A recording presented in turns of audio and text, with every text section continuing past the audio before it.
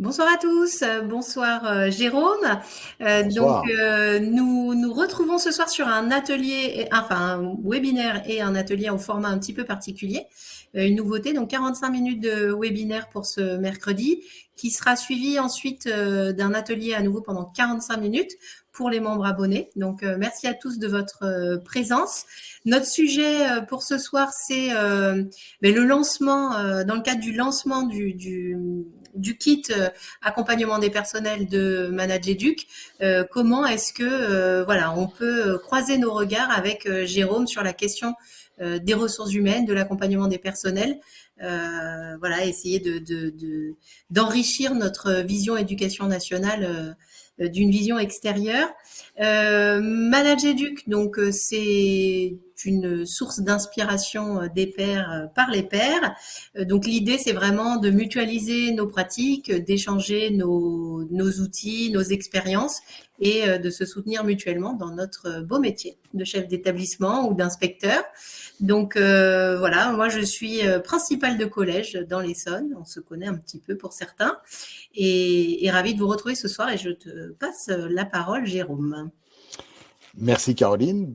Donc, en effet, je m'appelle Jérôme Saltet. J'ai créé il y a maintenant un peu plus de 35 ans, avec deux amis, une entreprise qui s'appelle Playback et qui édite des concepts éducatifs. Alors, vous connaissez peut-être les Incollables, qui sont un peu le navire amiral de notre activité d'édition depuis bien longtemps maintenant. On édite aussi les seuls journaux quotidiens pour enfants dans le monde, le petit quotidien, mon quotidien, l'actu, qui ont à peu près 150 000 abonnés, dont une vingtaine de milliers d'enseignants. Et alors, je me trouve un peu aux confins du monde de l'entreprise et de l'éducation, parce que bon, le cœur de notre mission chez Playback, c'est justement de créer et d'inventer des concepts éducatifs, mais on s'est aussi lancé il y a une quinzaine d'années maintenant, dans une mission à but non lucratif qui consiste à essayer d'aider l'éducation nationale à changer. Et on vit en ce moment une incarnation sympa de cette mission, c'est que après 6 ans de travail acharné, ouvre à Mantes-la-Jolie, dans le quartier du Val-Fouré, un collège un peu nouveau auquel on a beaucoup contribué. Et donc, je connais un peu les problématiques de l'éducation. Le ministère m'a demandé de prendre la présidence, par exemple, de la Trousse à projets. Certains d'entre vous doivent voir ce que c'est. C'est la plateforme de financement participatif des projets pédagogiques de l'éducation nationale. On est impliqué comme opérateur dans l'opération territoire numérique éducatif. Enfin, on a beaucoup d'implications à l'intérieur de cette mission à but non lucratif. Et alors les pompiers d'ailleurs saluent cette. Ouais, Je sais pas si. c'est Bon, chez moi. Mais c'est pas pour chez moi, mais c'est chez moi. voilà donc ce que je peux vous dire en présentation. Eh bien, merci beaucoup. Donc, c'est vrai que pour nous, là, chef d'établissement, c'est intéressant d'avoir un regard extérieur à la fonction et ce regard, parce que finalement, tu connais aussi le monde de l'éducation nationale, sera d'autant plus riche. Donc, merci à toi de t'être rendu disponible pour nous. Donc là, c'est un grand moment chez Manageduc, parce que c'est le lancement du kit accompagnement des personnels. Et l'idée de ce kit, vraiment, c'était de nous outiller les uns les autres pour gagner du temps sur la gestion RH. Alors, le chef d'établissement est garant de la conduite de la politique des ressources humaines dans son établissement. Mais une fois qu'on a dit ça, et ben, comment est-ce qu'on fait? On se rend compte au quotidien que cet accompagnement-là, ou en tout cas cet outillage-là, nous fait un petit peu défaut. Et en discutant entre nous en comité de pilotage, on est bien tous d'accord pour nous dire que c'est par la qualité de l'accompagnement des personnels qu'on va réussir à aller à notre but premier qui est la qualité du service rendu aux élèves et à leurs familles. Parce que dans notre quotidien, on est sans cesse sollicité par les élèves, pour les élèves. Notre action est uniquement liée à leur réussite. On se questionne beaucoup sur les élèves. Et finalement, quand on arrive à prendre un petit peu de recul, euh, ben on réalise vite que c'est aussi la qualité et le temps passé consacré à l'accompagnement des personnels qui va finalement produire tout autant qu'un investissement quotidien qui est nécessaire, mais qui va produire la réussite chez nos élèves. Donc, l'idée vraiment de cet outillage, c'est dans la multitude des tâches qui nous incombent, comment est-ce qu'on peut ne pas négliger la partie ressources humaines dans notre mission. Et il ne s'agit pas juste de mener des PPCR, donc c'est des évaluations des inspections, par exemple, des enseignants, quand il faut les mener. C'est pas répondre à la commande institutionnelle et au calendrier de la commande institutionnelle, mais comment est-ce qu'on peut, nous, réfléchir notre action sur notre petit territoire avec des outils qu'on mutualise là dans le kit pour être vraiment efficace dans cet accompagnement. Donc, on en a discuté un petit peu en amont dans la préparation de ce webinaire. Et moi, ce qui m'intéressait d'entendre, c'était comment est-ce qu'en entreprise, même si c'est une entreprise qui est en lien avec l'éducation, comment est-ce qu'en entreprise, finalement, l'objectif de progrès de l'entreprise passe inévitablement par le soin apporté aux ressources humaines. Donc, quel est toi ton sentiment là-dessus? Bah, mon sentiment, c'est qu'il faut prendre le problème par ce bout-là et que c'est pas forcément un réflexe qu'on a. Ça a l'air idiot, mais enfin, faut vraiment s'attarder un petit peu sur sur cette question-là, parce qu'en fait, la première très grosse erreur globale, c'est de confondre les objectifs et les moyens. Et donc, d'ailleurs, c'est une erreur que j'ai commise assez récemment en m'intéressant à l'éducation et que je commets jamais, je crois, en tant que manager. Parce que quand on est dans une entreprise, on est en permanence, au fond, confronté à la nécessité d'adapter les moyens à l'objectif qu'on poursuit. Et cet objectif, il s'impose vraiment à nous parce que sinon l'entreprise ne marche pas et l'entreprise ne peut pas payer les salaires de ses collaborateurs. Et donc, c'est très difficile de commettre cette erreur-là. Mais dans l'éducation, on la commet de temps en temps. Je vous raconte une anecdote. Je me suis lancé en 2008 dans la recherche d'un concept de collège innovant. Et en fait, on s'est dit si on fait le collège de nos rêves, on le fait comment? Et de 2008 à 2010, on a cafouillé complètement.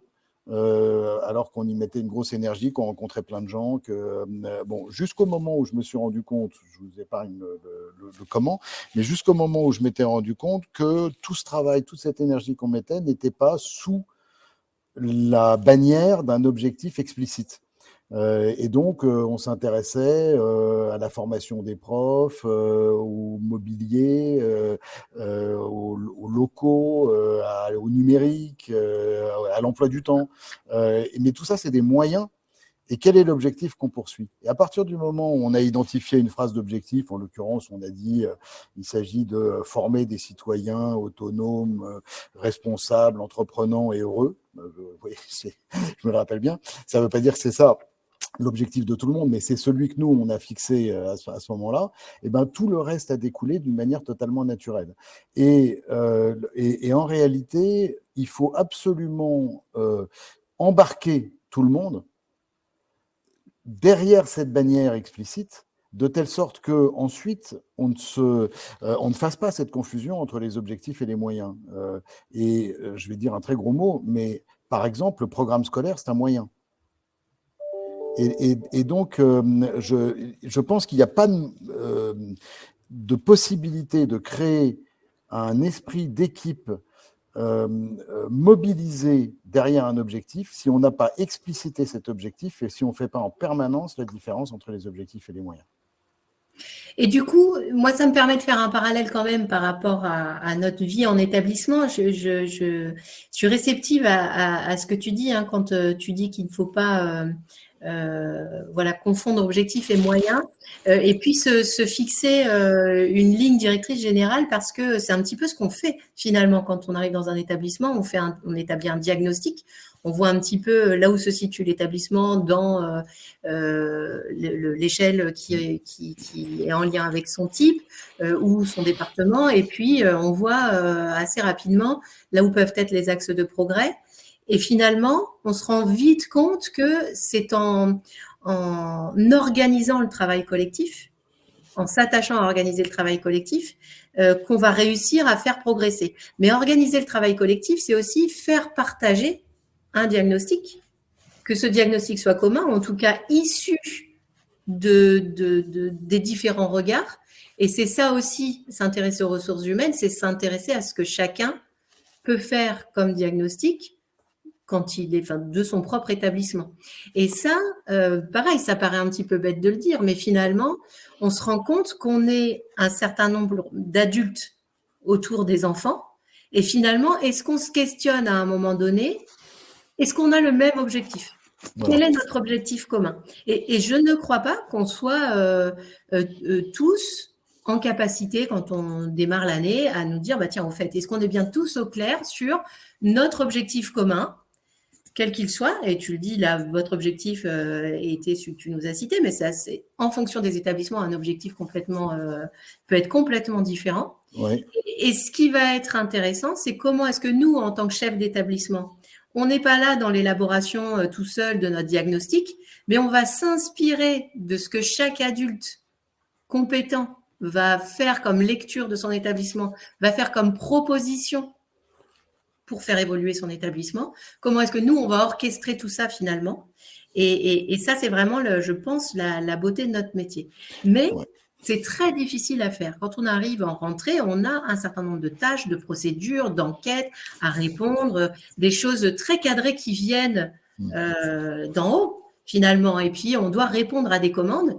Mais finalement, enfin, je pense, et j'arrête de dire finalement, vous savez 4 fois que je le dis, c'est effectivement prendre le problème par le territoire, enfin pas le problème, en tout cas l'objectif par le territoire, c'est-à-dire où est-ce que je suis arrivé, qui compose ce territoire, qui est capable d'observer quoi et qui peut apporter quoi. On atteint fatalement l'objectif qui est celui de l'institution, l'objectif général qui est de faire progresser les élèves et d'apporter à chaque usager, que ce soit l'adulte qui y travaille ou l'enfant qui reçoit son enseignement, des conditions de travail dans du bien-être et de travail qui produit quelque chose, qui produit une réussite qu'on va être capable d'évaluer, qu'on va être capable de quantifier, qu'on va être capable d'observer tous ensemble. Oui, là, tu mets le doigt sur, à mon avis, un autre ingrédient. Alors, enfin, je rebondis juste sur ce que tu viens de dire à l'instant pour dire qu'en fait, l'objectif, il est exprimé en termes humanistes et vis-à-vis de l'élève. Donc, où est-ce qu'on veut amener les jeunes qui nous sont confiés. Mais ensuite, il faut qu'il y ait une stratégie en termes de ressources humaines qui soit mise en place et qui permettra d'atteindre cet objectif. Et donc, c'est évidemment extrêmement important de mettre en place ces stratégies. Et c'est ce que tu viens de dire. Ensuite, tu as évoqué le sujet du bien-être. Je pense que, au fond, la mission du management, c'est de mettre les équipes en position d'accomplir la mission, dans la plus grande sérénité possible. Moi, j'emploie même le mot de plaisir. C'est-à-dire, je pense qu'il faut aller au bureau en ayant envie d'y aller. Et je pense que le plaisir de travailler se rejaillit finalement sur la qualité de la mission, y compris dans une entreprise d'édition. Nous, on a une centaine de personnes chez Playback. Et on a écrit une petite charte interne. Ça, c'est un outil de management d'ailleurs pour nous. On a écrit une petite charte de ce qui est finalement le mode d'emploi de comment on travaille chez Playback. Cette charte pose comme principe qu'on doit venir au bureau le matin en étant heureux de venir, et si on n'est pas heureux de venir, il faut pousser un grand cri, et ce cri doit être entendu dans les 24 heures. Et pourquoi est-ce que, alors évidemment, bon, c'est quand même mieux d'être heureux que de pas être heureux, mais au-delà de ça, l'entrepreneur que je suis est convaincu que ses consommateurs, ses clients seront eux-mêmes plus satisfaits et finalement plus nombreux si les collaborateurs ont travaillé d'une manière détendue, sereine, agréable, et si en effet ils sont venus au bureau le matin avec l'envie d'y venir. Parce qu'ils vont être plus créatifs, parce qu'ils vont être plus productifs, parce qu'ils vont être plus concernés, parce qu'ils vont être plus désireux de travailler avec leurs collègues. Et ça me paraît vraiment être un sujet euh, crucialissime. Et alors, si on le rapporte à l'éducation, pour moi, c'est le lien qu'il y a entre le plaisir d'enseigner et le désir d'apprendre. Et une conviction que j'ai, mais que je pense que je partage avec vous tous, c'est qu'on ne peut pas apprendre si on n'a pas le désir d'apprendre. C'est-à-dire, s'il n'y a pas cette flamme du désir d'apprendre, on n'apprend pas. On apprend à très court terme pour des objectifs de notes ou de réussite à des examens, etc. Mais on n'apprend pas fondamentalement si on n'a pas le désir d'apprendre. Et je pense que le désir d'apprendre ne se transmet pas s'il n'y a pas la flamme du plaisir d'enseigner. Et donc, c'est ça qu'on poursuit dans les stratégies RH finalement. Il y a le plaisir effectivement d'enseigner et je dirais pour toutes les autres catégories de personnel, le plaisir à venir au travail dans un cadre scolaire, que ce soit les agents, les assistants d'éducation et le plaisir aussi pour tous les intervenants extérieurs qui vont venir partager un morceau de vie de notre établissement, de se sentir dans un espace serein et sécurisé. Mais là, il y a un mot qu'on utilise depuis le démarrage, c'est le mot, enfin, c'est le manager, le management. C'est un terme qui fait grincer quand même des dents à l'éducation nationale. Hein. On est, voilà, avec le chiffon rouge, attention, on est en train de capitaliser l'éducation nationale, de libéraliser le système. Ah, si. Moi, j'en fais souvent les frais sur Twitter. Mais en même temps, quand je réfléchis à la façon dont je peux aborder mon positionnement voilà, de chef d'établissement, je pense qu'effectivement, notre rôle, il se situe dans le fait d'être un facilitateur. C'est-à-dire que un bon chef d'orchestre, un bon manager, quelqu'un qui va avoir une ambition RH pour son établissement, je pense que c'est se mettre en position de faciliter les choses, de guider effectivement, donner des conseils, accueillir, rendre lisible l'action collective, parce que ça aussi, notre rôle de chef d'établissement, c'est de faire des feuilles de route et un guide de travail et donner des objectifs qui soient précis. C'est mobiliser la force collective, c'est-à-dire parfois aux dépens de certaines expressions d'individualité. On est là dans la régulation aussi des conflits internes pour permettre à chacun d'avoir son espace. Et c'est vraiment ça le cœur de notre travail. Et de se dire, nous, on a des objectifs envers l'institution, mais on doit permettre aussi à chacun d'exprimer, de faire valoir son intérêt personnel pour telle ou telle innovation. On doit aussi permettre l'expression de chacun dans ses envies dès lors qu'elles correspondent à des principes éducatifs. Et ouais. On a ce rôle multiple-là. Alors, deux choses peut-être rapidement là-dessus. Alors d'abord, vraiment, il faut sauter de la tête l'idée que management, c'est un gros mot. Dès lors qu'on est à la tête d'une équipe, on fait du management. Il y a aucun échappatoire. C'est impossible de faire autrement. Quelle que soit l'équipe, dans une association à but non lucratif, si vous avez une équipe de 5 personnes avec vous, vous faites du management. C'est obligé. Et c'est attendu. Et si vous ne le faites pas, vous avez tort. C'est-à-dire, vous êtes l'animateur d'une équipe, et en tant qu'animateur de l'équipe, ça s'appelle du management. Franchement, je vois aucun intérêt à avoir peur de ce mot. Même si d'ailleurs, on peut tout à fait faire du management sans faire d'école de management. C'est-à-dire que c'est pas du tout, c'est une nécessité, mais c'est pas un piège. C'est pas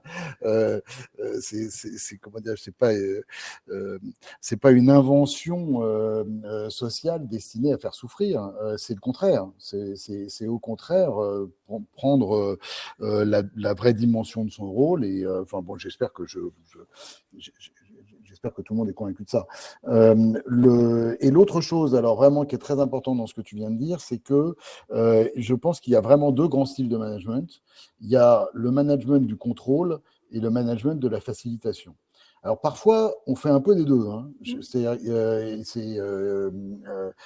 Évidemment, on ne va pas rêver d'un monde où le contrôle n'existe pas du tout. Mais je constate très souvent, spécialement dans le monde de l'éducation, qu'on est confronté à un management du contrôle et à un management de l'empêchement. C'est-à-dire, en tant que responsable d'une équipe, je regarde ce qui m'est proposé et ce qui vient de l'équipe comme des problèmes potentiels, des risques, des choses qui peuvent déraper, qui peuvent mal se passer. Et donc, je pense que mon rôle est de faire en sorte que rien ne se passe mal, donc d'interdire ce qui est porteur de risque.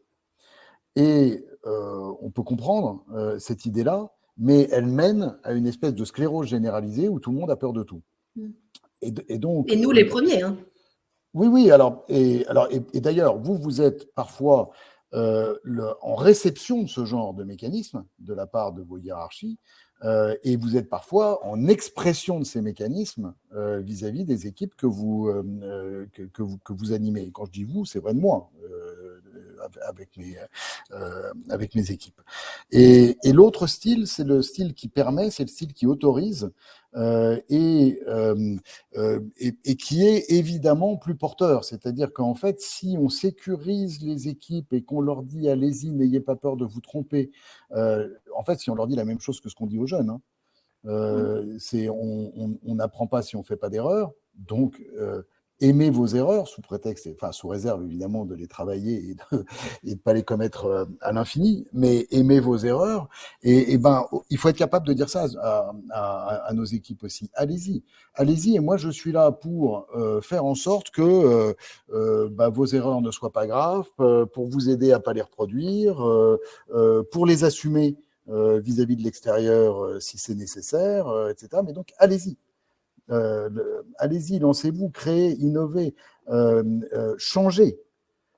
Alors, si je peux faire une petite parenthèse, en matière de management et de gestion RH, on a toujours la problématique du changement. Parce que sinon, évidemment, on ne fait pas de RH. C'est-à-dire que si c'est pour organiser la continuation de la même chose à l'infini, on fait une fois pour toutes des RH, c'est-à-dire qu'on organise un système et on laisse ce système se vivre et rouler sur lui-même d'une certaine manière. Évidemment, la vie n'est pas comme ça. C'est-à-dire qu'on a des problèmes à résoudre et on a des choses à améliorer.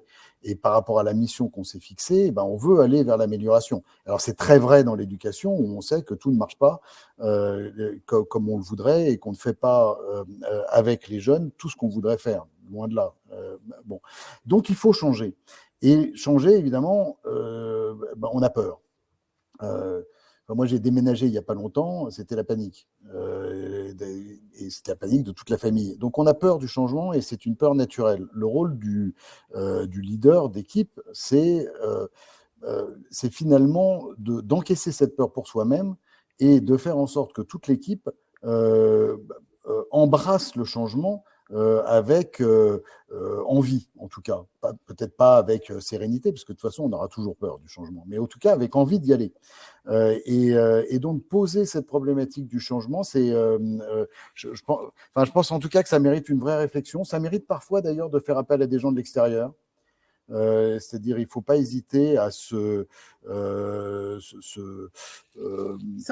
d'autres. Même s'appuyer sur des compétences. Et parce que la conduite du changement, c'est un truc particulier. Mais enfin, dans une vie de manager en éducation, je pense que la conduite du changement, c'est quelque chose qui arrive tout le temps. Et c'est typiquement ce qu'on essaye de porter chez Manageduc, c'est-à-dire comment est-ce qu'on peut bouger un petit peu, hein, on parlait du nudge pendant notre campus, mais c'est vraiment ça, faire ce petit pas de côté, nous, dans la perception de nos missions et puis telle qu'elle existe, puisque notre métier existe depuis des dizaines d'années. Comment est-ce qu'on peut faire évoluer, nous participer au changement, à l'évolution de notre métier en justement faisant ce petit pas de côté, de se dire on n'est pas dans l'injonction, on ne doit plus être dans l'injonction, on ne doit plus être dans le contrôle, on ne doit plus être dans l'ordre qui n'est pas expliqué, mais on doit justement être le facilitateur, celui qui permet, celui qui prend soin, celui qui sécurise, celui qui garantit que l'objectif est le bon et qui facilite la communication des uns avec les autres, etc. Comment est-ce qu'on fait ce petit pas de côté et justement là, si on s'attarde sur ce kit accompagnement des personnels, c'est que quand on essaye de faire ce petit pas de côté, on se rend compte que la tâche est grande et que effectivement l'outillage est nécessaire. On s'était dit qu'on allait faire un petit focus sur 2 outils qui sont dans le kit. Alors bien sûr, l'atelier qui va suivre permettra de s'approprier les outils du Caroline, kit. si tu me permets, je te coupe parce qu'avant d'envoyer sur autre chose, je vois qu'il y a dans le chat, il y a des commentaires qui méritent peut-être qu'on s'y arrête 2 secondes. Alors, il y a un sujet sur l'impact de la pandémie, du confinement sur les relations. Alors, sur les relations entre professeurs et sur les relations professeurs-élèves, ça, c'est un énorme sujet. Je ne sais pas si on a le temps de l'aborder maintenant, parce que alors, à la fois, c'est un énorme sujet et en même temps, on va revenir à la normale.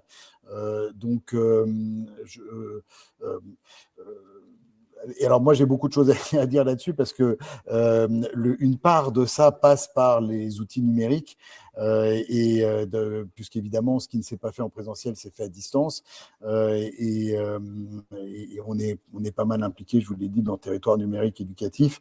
Moi je mettrais volontiers cette chose-là entre parenthèses parce que c'est vrai, ça a un impact, mais la discuter nous prendrait beaucoup de temps. Je ne sais pas ce que tu en penses. C'est toi la maîtresse du temps, Caroline, mais si tu es d'accord, j'irai plutôt à l'autre commentaire sur le terme. J'imagine que c'est le terme de management qui a été employé au CPE de l'Essonne. Je crois que c'est parce qu'on disait qu'ils étaient chefs de service de la vie scolaire. Et il me semble que c'était ça, hein, qu'on me contredit si c'est pas le cas, et qu'ils ont souhaité ne pas être ne pas s'appeler chef de service, considéré comme chef de service de la vie scolaire, mais plutôt animateur, ce qui est effectivement le texte, animateur de l'équipe vie scolaire. Bah, c'est pas grave. C'est pas grave. Animateur de l'équipe vie scolaire, dès lors que on a compris que derrière ça, il y avait un côté. La conduite de ressources humaines, oui. Voilà, exactement. Si ça s'appelle animateur, ça s'appelle animateur. Mais c'est vraiment qu'est-ce qu'on met derrière qui est important. Et donc là, il faut se battre. C'est-à-dire que si un animateur refuse les responsabilités qui sont les siennes en matière de conduite de ressources humaines, d'accompagnement de ressources humaines, etc., il fait défaut à son équipe. Mmh. Oui, qu'on soit chef de service ou animateur de la conduite des ressources humaines, on a une certaine responsabilité vis-à-vis de l'équipe dans laquelle on anime ou que l'on manage. Voilà, on est d'accord. Je crois, oui.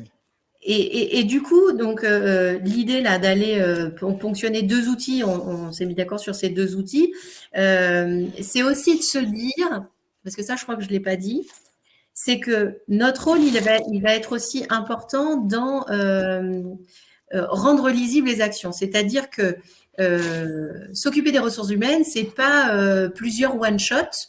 Le PPCR, donc l'entretien rendez-vous carrière, l'accueil,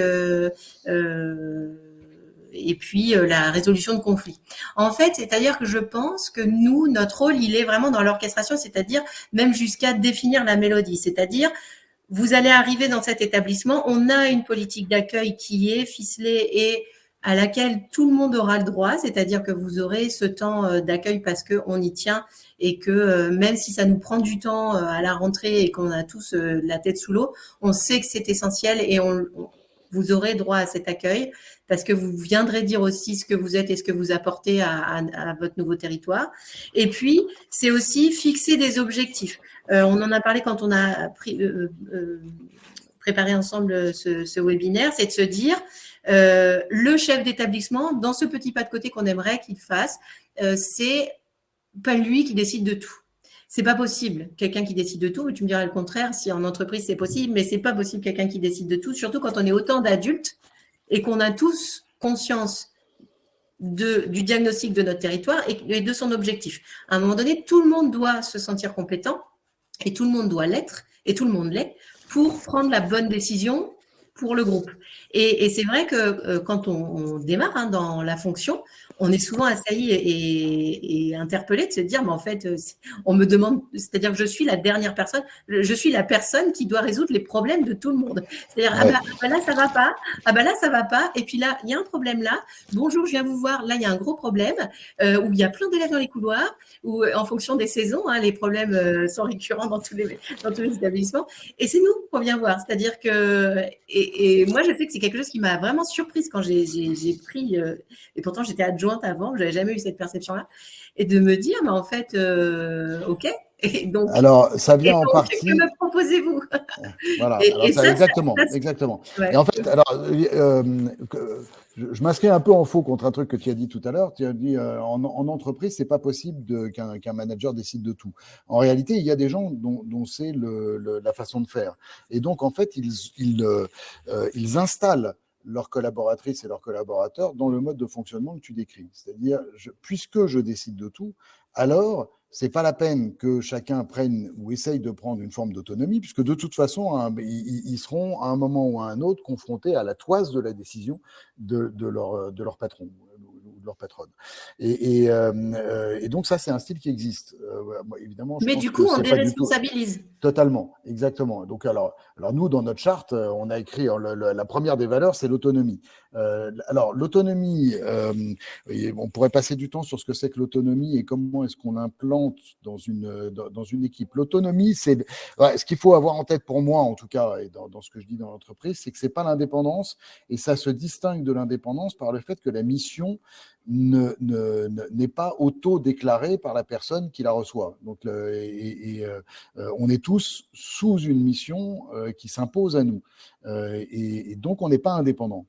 Mais à l'intérieur de cette mission-là, on est autonome. Qu'est-ce que ça veut dire d'être autonome? Ça veut dire recevoir alors, soit une mission générale, soit une mission particulière, tu dois faire ceci. Bien comprendre de quoi on parle et comprendre quels sont les délais dans lesquels ça doit être fait, et ensuite le faire, et ne revenir vers son responsable que lorsque on est confronté à un problème qui va empêcher de réussir dans les délais la mission qui est confiée. Du coup, d'ailleurs, quand quelqu'un vient me voir dans l'entreprise et sort de ce fonctionnement, c'est-à-dire ne montre pas l'autonomie que j'attends de cette personne, j'ai deux phrases que je dégaine, ça les fait rire maintenant, parce que ils ont compris. J'ai deux phrases. Une première phrase, c'est quelle est ta reco, quelle est ta recommandation, c'est-à-dire au fond, si je suis pas là, tu fais quoi?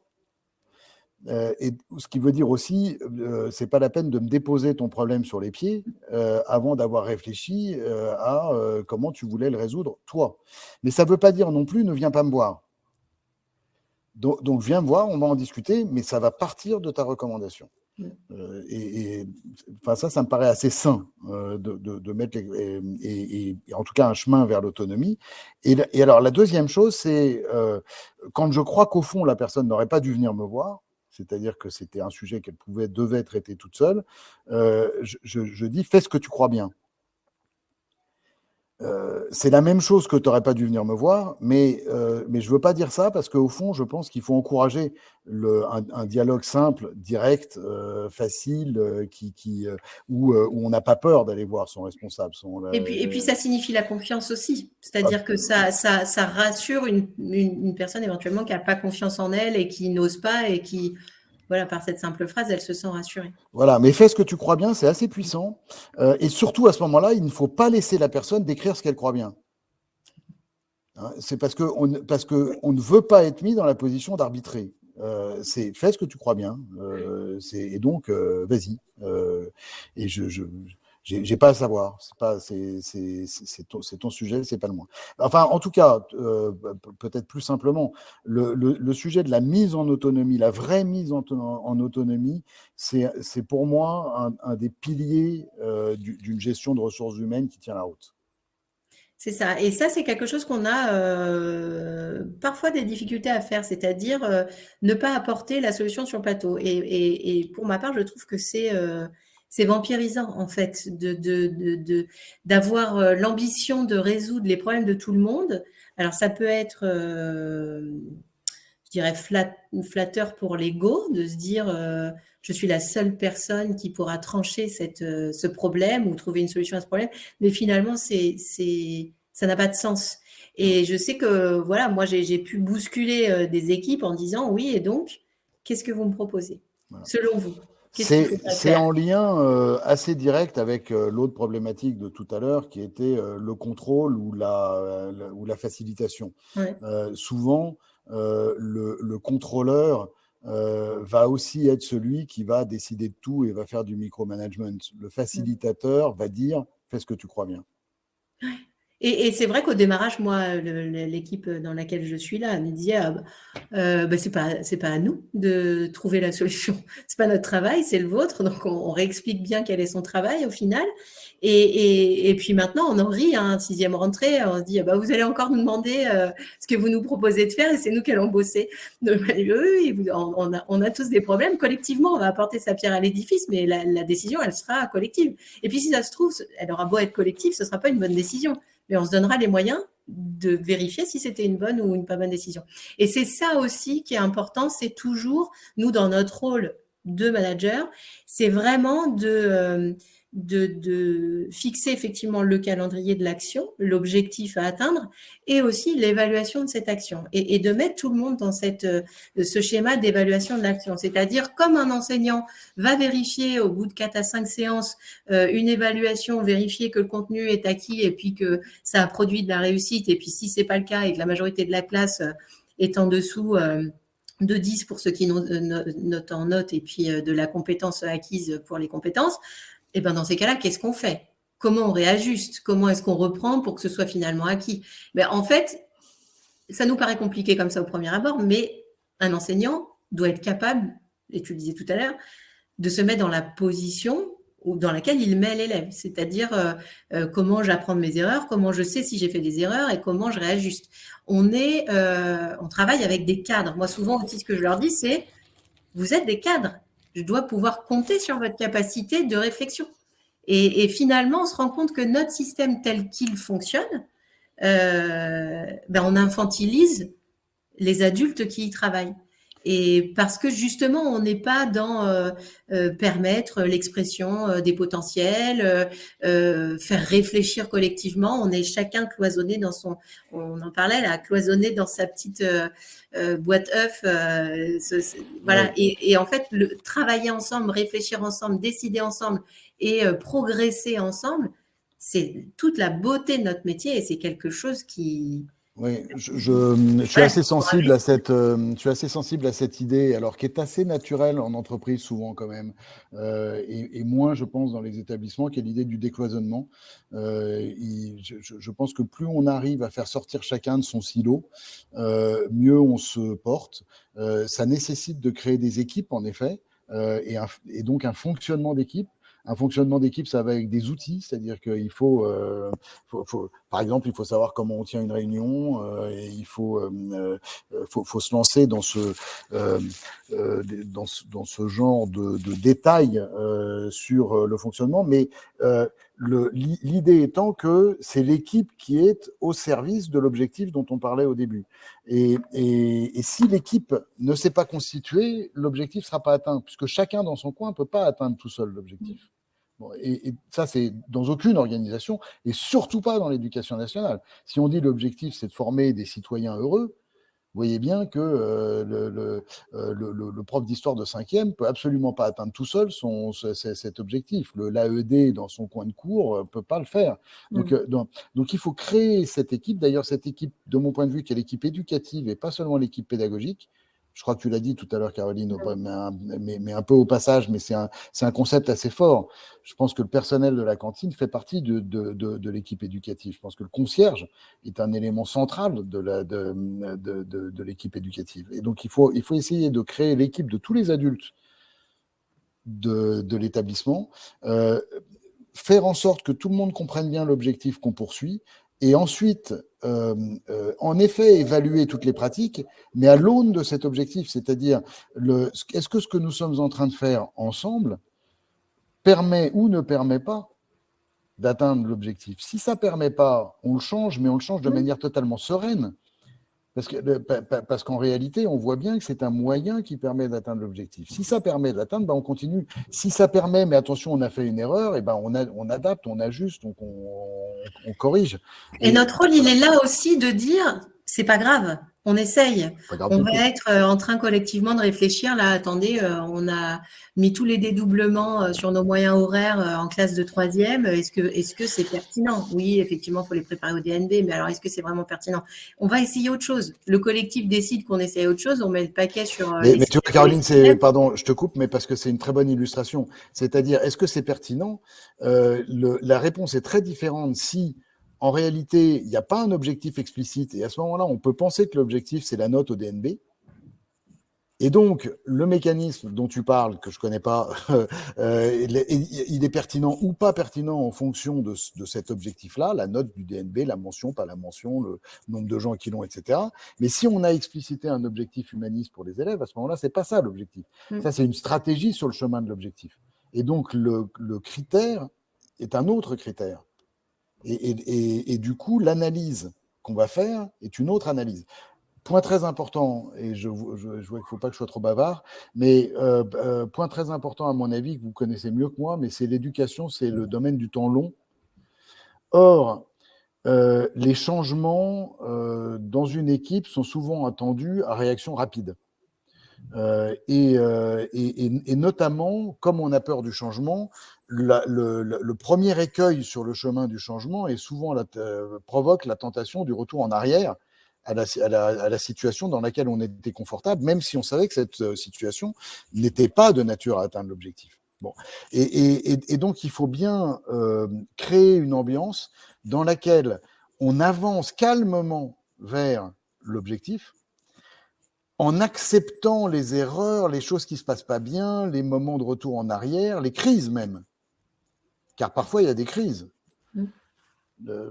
Et en acceptant d'évaluer ce que vous faites avec ce qu'un prof fait naturellement avec ses élèves, hein, mais en acceptant que collectivement, justement, on évalue, on corrige, on retente, etc., en ayant toujours, en ne perdant jamais de vue l'objectif. Et ça, c'est un vrai changement de pratique. C'est-à-dire que ça, c'est une attitude attendue dans le référentiel de compétences d'un enseignant, c'est-à-dire travailler collectivement. Et finalement, on se rend compte que ce sont des évolutions très, très lentes dans le cadre du métier. Et c'est vraiment nous, chefs d'établissement, dans notre mission ou IEN dans le premier degré, d'impulser ça, c'est-à-dire de créer des espaces où le collectif va s'exprimer, de mettre les indicateurs dans les mains de tous les adultes et des agents et des AED et du personnel de loge, c'est-à-dire faire comprendre qu'on est sur un territoire qui est le nôtre, où chacun a son rôle à jouer, mais c'est surtout où le collectif va pouvoir produire du résultat. Et que c'est pas grave d'avoir des objectifs en termes de résultats dans un établissement scolaire, au contraire, parce que l'objectif visé, le résultat, le chiffre, c'est quand même au final la réussite de l'élève, son bien-être et la qualité de son parcours. Donc je pense qu'il faut assumer ça aussi, hein, en tant que chef d'établissement, que oui, quelles que soient les résistances et parfois syndicalement elles sont fortes, oui, on a des objectifs à réaliser. Et ça, l'assumer, ça aide aussi tout le monde à se sentir à l'aise. Juste peut-être pour revenir là sur le parallèle qu'on peut faire avec le KIT et ce que tu nous disais tout à l'heure, faire fonctionner le travail d'équipe, c'est aussi être outillé et nous, savoir que quand on met une équipe sur un travail, c'est-à-dire qu'on a réussi à avancer dans l'autonomie de chacun, un petit groupe se constitue, l'objectif est fixé. Notre rôle, il s'arrête pas là. C'est-à-dire qu'on a aussi un rôle qui va être de demander du feedback, c'est-à-dire que le travail retour d'information du travail de l'équipe soit admis et réalisé et s'en assurer. Donc ça, on peut trouver dans le kit une petite fiche outil. C'est quelque chose, ce management-là, la gestion des ressources humaines, on n'y est pas du tout formé en fait. Hein. Donc cette fiche méthodo, elle va pouvoir nous donner un peu de billes pour savoir comment faire, pour donner du feedback ou en récupérer. Et puis, Oui, on ça, parlait le tout à feedback, l'heure. c'est dans les deux sens. Hein. Ouais, D'ailleurs, j'ai vu qu'il y avait une fiche qui disait clairement ça dans le kit, c'est que en effet, il faut demander du feedback et ouais, il faut donner du feedback, exact. qui est en général un combiné de négatif et de positif. Hein, mais le feedback, il est attendu dans les deux sens. Et sur ce que tu disais tout à l'heure en disant que chacun soit bien au clair avec ses missions, on a, nous, dans l'établissement, à nommer, et là c'est une commande institutionnelle, hein, un certain nombre de référents, d'attribuer des indemnités pour missions particulières, par Ouais. exemple. Et bien souvent, c'est un travail effectivement qu'on fait en conseil d'administration, de déterminer sur quel domaine on va attribuer des indemnités pour missions particulières, etc. Et je pense qu'il faut aller au bout aussi de cette démarche qui va être de faire vraiment des lettres de mission.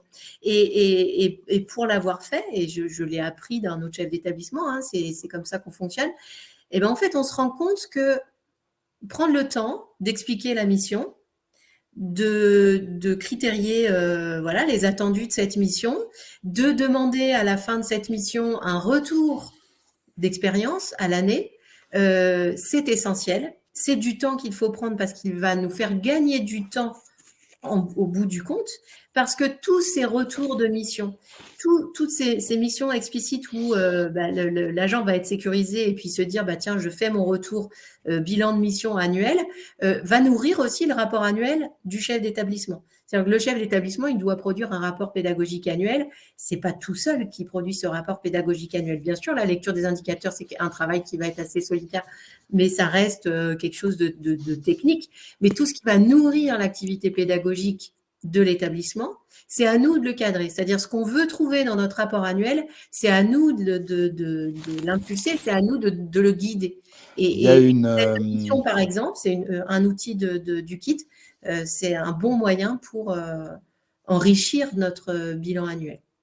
il y a une constante de la gestion des ressources humaines, c'est qu'il faut perdre du temps pour en gagner. Ce Exactement. qui est d'ailleurs au fond un peu le même sujet que la mise en autonomie. Je prends souvent l'image du lacet de chaussure de l'enfant, c'est-à-dire qu'on peut lui faire ses lacets toute sa vie, mais on peut aussi lui apprendre à faire ses lacets et on sait bien que c'est horripilant, que ça prend un temps fou, que c'est difficile, que c'est compliqué, bon, mais à la fin il fait ses lacets tout seul. Alors évidemment, on est confronté à d'autres types de difficultés, mais je pense que c'est pas si facile d'assumer le fait qu'il faut perdre du temps pour en gagner, parce qu'en fait du temps, le temps c'est une denrée rare. Que vous êtes pris sous des tas de missions qui s'ajoutent les unes aux autres, avec beaucoup de pression, parfois beaucoup d'urgence, et finalement la gestion du temps et l'acceptation qu'il faut en perdre de temps en temps pour en gagner plus tard, c'est une chose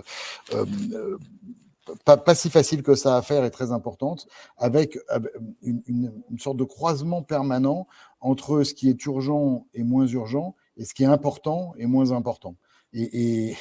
Alors évidemment, il faut faire de toute urgence ce qui est urgent et important. Il ne faut jamais faire ce qui est ni urgent ni important, mais pratiquement toutes nos actions se situent au milieu de tout ça, et donc il faut arriver à les mettre dans le bon ordre donc ça, c'est vrai que quand on anime une équipe, arriver à la bonne gestion de ça, de toute son équipe, c'est du temps déjà.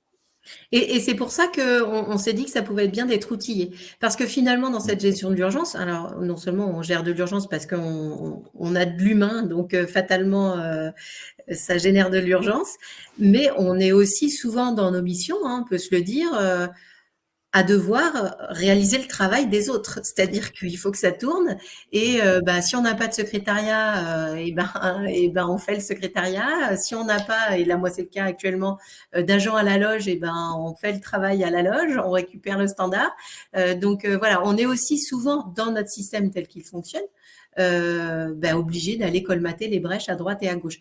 Mais du coup, l'idée vraiment de ce kit, c'est vraiment parti de là, de se dire comment est-ce qu'on peut ne pas négliger, parce qu'il ne faut pas négliger cette gestion des ressources humaines, parce qu'elle est hautement utile dans la réussite de nos élèves, on en est tous convaincus.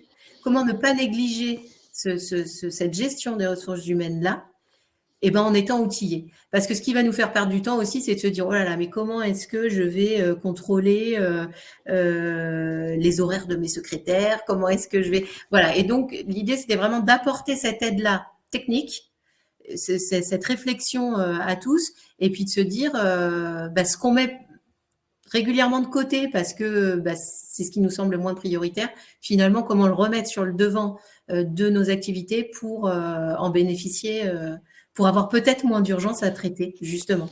Parce que la personne qui est en situation d'être en arrêt maladie, si on avait pris soin peut-être en amont de la qualité de son poste de travail et de son accueil, de plein de choses, parce qu'il faut toujours se remettre en question.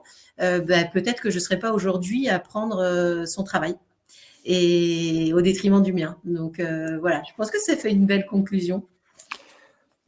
Je l'espère en tout cas pour vous. J'ai eu plaisir à, alors je peux pas dire à échanger avec vous tous puisque c'est évidemment l'échange est réduit à la colonne de chat, mais enfin en tout cas à partager ce moment. Et j'espère que ça vous a été utile et que vous allez pouvoir vous lancer dans. Alors je crois que la suite, c'est qui me concerne moins, c'est des ateliers qui démarrent maintenant, Caroline, c'est ça? C'est ça, 45 minutes d'atelier pour prendre en main les outils du kit, les découvrir tous déjà. Et puis les manipuler tous ensemble. Je lis juste ce qu'il y avait dans le chat sur la notion de valorisation de l'investissement du personnel et la reconnaissance, bien évidemment, que ça passe aussi par l'intérêt porté au bon traitement et à la bonne gestion des ressources humaines. Et je pense que dès lors qu'on s'inquiète de chacun de ces personnels, on est dans la reconnaissance de qui ils sont et ce pourquoi ils sont là. Merci et bon courage, à bientôt. On a un petit peu débordé sur l'horaire, mais c'était passionnant. Merci beaucoup à toi, Jérôme. Et à tout de suite dans les ateliers pour les membres abonnés. Bon courage. À bientôt, merci.